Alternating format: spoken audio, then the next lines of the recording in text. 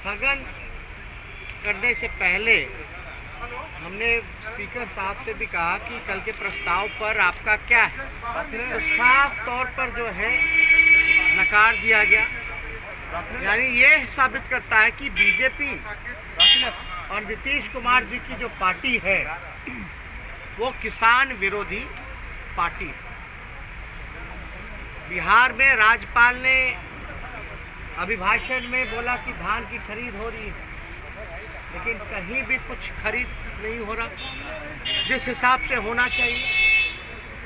जो 1800 रुपये मूल्य जो होना चाहिए, जो MSP जो होना चाहिए, वो किसानों को उस रेट पे नहीं खरीदा जा रहा है, बल्कि उससे भी सस्ते दामों पर, आधे दामों पर, कहीं 700-800 रुपए में धान की खरीद हो रही है, जिससे किसानों की स्थिति जो है दयनीय होती जा रही है।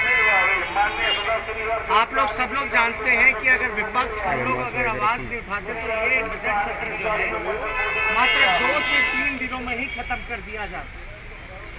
इसलिए हम लोगों ने आवाज़ उठाई ताकि जनता के सवाल को हम लोग, जो लोकतंत्र का मंदिर है, सभी जनप्रतिनिधि जो हैं बिहार के 12.5 से 13 करोड़ जनता की आवाज़ को हम लोग विधानसभा में उठा सकें।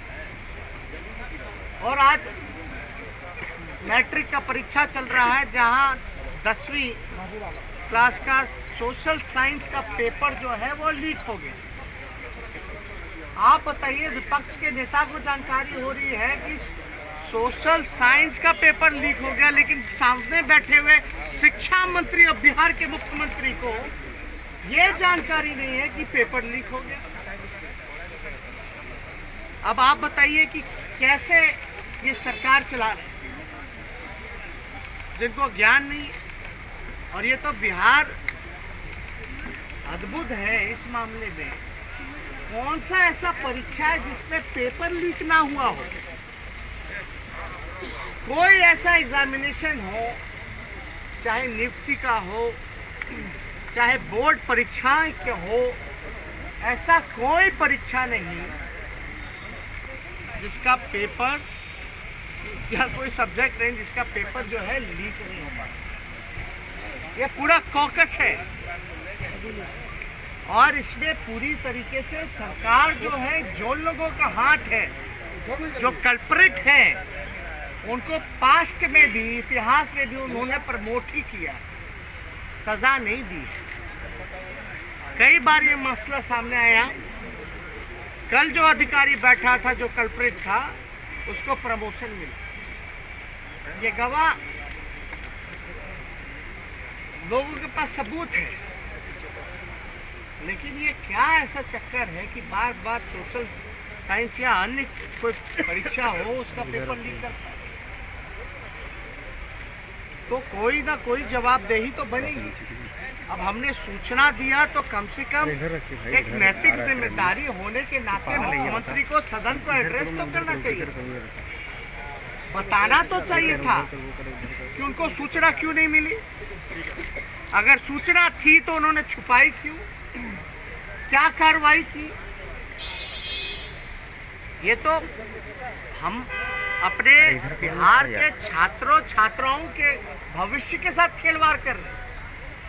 हम अपने भविष्य के साथ, आपके भविष्य के साथ बिहार सरकार जो है खिलवाड़ करने का काम कर रही है। इसलिए हम लोग चाहेंगे कि इसकी जो है कड़ी जांच हो और जो लोग भी इसमें इन्वॉल्व हैं, सरकार जो है जवाबदेही जो है वो तय करनी चाहिए। बिहार के नीतीश कुमार जी खामोश हैं, चुप्पी साधे हैं। हम सब लोगों का प्रस्ताव था कि कम से कम उनके शहादत पर, इस आंदोलन में जो उनकी मृत्यु हुई,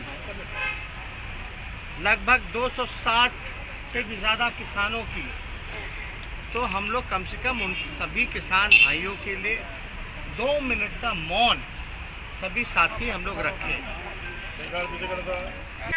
वो सरकार द्वारा अभिभाषण जो दिया जाता है वही राज्यपाल जो है वो पढ़ते हैं। वो राज्यपाल आवाज जा करके इस्तीफा नहीं देंगे। उनका शर्म मिट चुका है, आँख का आंसू जो है वो सूख चुका है। उनको चिंता बिहार की नहीं बल्कि उनको चिंता अपनी कुर्सी की है।